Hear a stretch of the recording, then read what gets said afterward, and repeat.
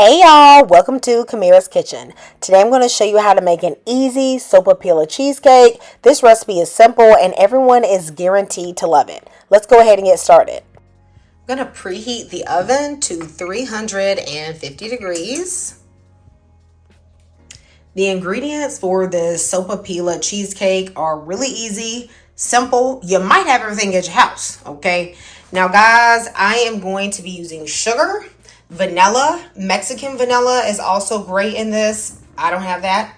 I have 2 blocks of cream cheese, full fat. Okay, low fat just ain't gonna do it. All right. I'm also using salted butter. I'm using salted, to balance out some of that sweetness. This is some cinnamon and Crescent Rolls. You are going to need both of them. Now, I have also had this made with canned biscuit dough. Amazing. Okay, use whichever one you got. And I'm going to use honey. Doesn't have to be creamed honey. This is just what I have. Now, I hope I'm saying Sopapilla correctly. If I'm not, you guys let me know in the comments. I'm going to prepare a 9x13 baking dish by spraying with a little oil. I like using this avocado oil spray, neutral tasting. Okay, I'm going to spray this and then I'm going to set this to the side.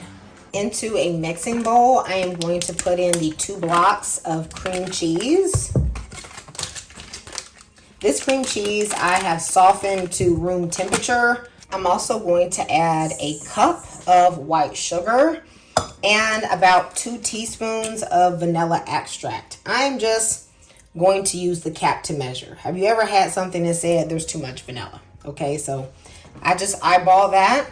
Now, this stage, if you wanted to, you could also mix in other flavors, like if you wanted a lemon flavor or a citrus flavor or something like that. But today, I am just going to be doing the cinnamon vanilla.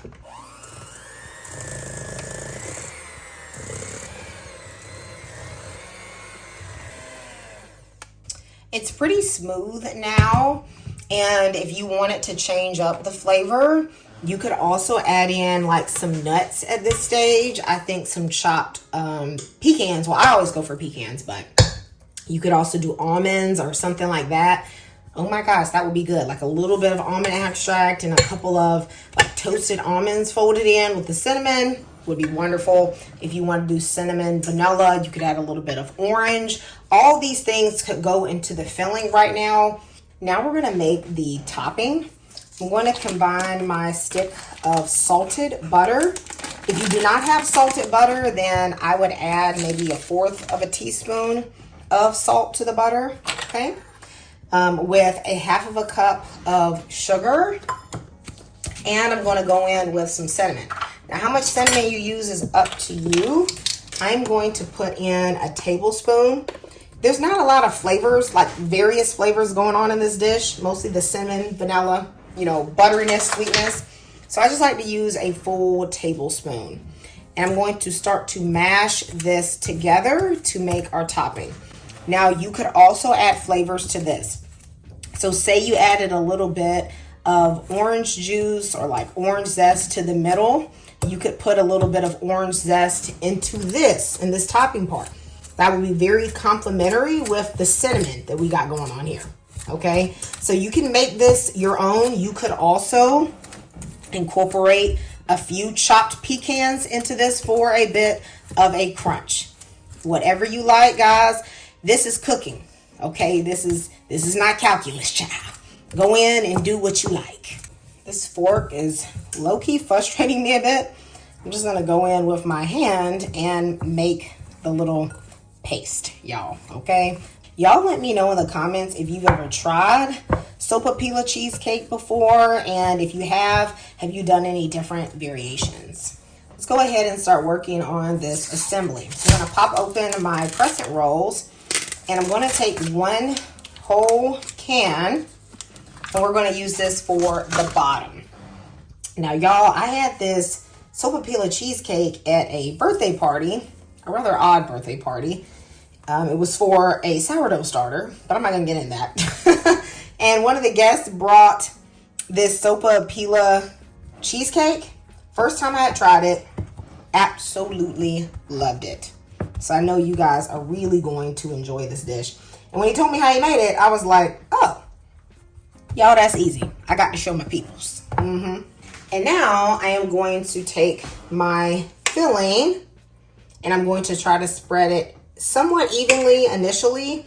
You don't want to just clump it in the middle and spread, because I feel like it makes the bottom just tear a little bit, just a little harder to manage. Y'all, do not let the easiness or the simplicity of the ingredients of this dish fool you. This is actually very good. Very, very good. Like, I guess it's just, you know, that fat, that creaminess from the cream cheese, the sugar, all of that in combo. Even though these are simple flavors, this will disappear quick. All right, so I'm just going edge to edge with this filling, and it's spread fairly evenly now. I'm gonna move this to the side so we can prepare the top. So the top layer can be a little finicky because you can't really spread it out because there's already that cream layer there. So I'm gonna use a piece of wax paper. You could also use parchment paper. Wax paper is fine for this since we're just using it as a tool basically. And I'm gonna open up my second can of crescent dough.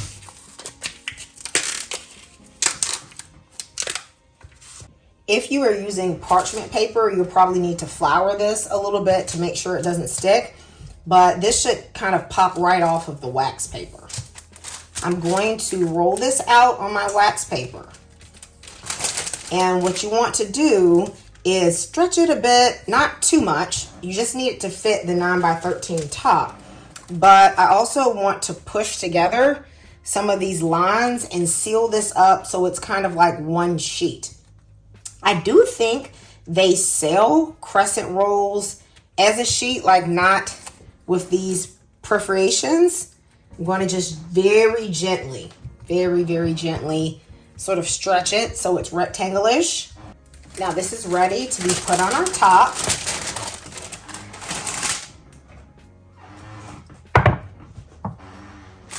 I'm going to take this and I'm going to lay this across the top and try to match it up corner to corner or close enough.